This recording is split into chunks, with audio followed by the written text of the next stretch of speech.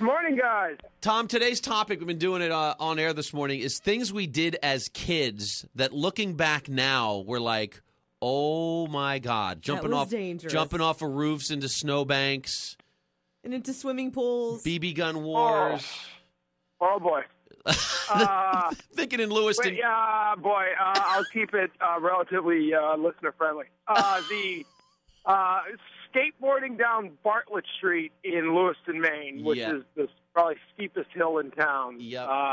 It took a while for the road rash to heal. Oh, and of course, back then, skateboards were like small metal wheels. Yeah, exactly, yeah. None of these, you kids today with your trucks and your bearings and all that stuff.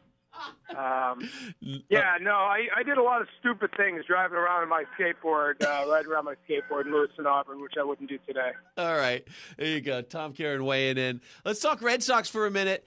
How did you feel the morning after the 2004 team came to town? That's a great question. It's like a lot. I mean, first of all, I thought it was great. It was great. We saw a bunch of those guys. They came on the show. It was really fun to see so many of those guys back together again. So the further I get away from it, I do think, Manny was probably too much of the focal point of the whole thing. Yep. And I know he was contrite, and I know he apologized, and he's trying to make amends, and he says he's a new person, and that, everyone in life deserves a second chance.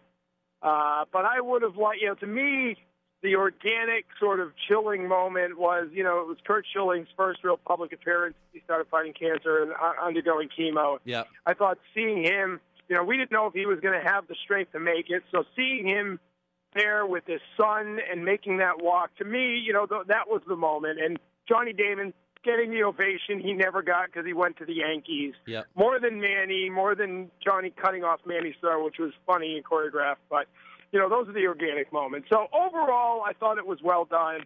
I would have liked to seen it happen against Cleveland, so Terry Francona would be here. So, but overall, it was a pretty good performance. Okay, good. That's good because we kind of felt like it was like the day after the high school reunion when you go, that was really fun, but I don't need to do that for another 10 years. No, we definitely don't need to have an annual reunion of these guys. And it was, Kevin Millar said it on our air. It's only been 10 years. He actually said it specifically to try mix. He said, mix in a salad once in a while. We don't all have to look like it's the 50-year reunion. But that's probably not fair. I mean, they are a special group of guys, and they took the pressure away from all the other teams so they could do what they've done. But you're right. We don't need to do it every year. But you make a good point that you immediately felt that chemistry again, which was really fun to see. Yeah, they were a special group of guys. And we had a bunch and I've seen a lot of them over the years. We all have. To me, like one of the most fun moments we had, Pokey Reese and Orlando Cabrera on the show. I haven't seen either one of those guys in 10 years. Yeah. It's seeing some of these guys that you haven't seen.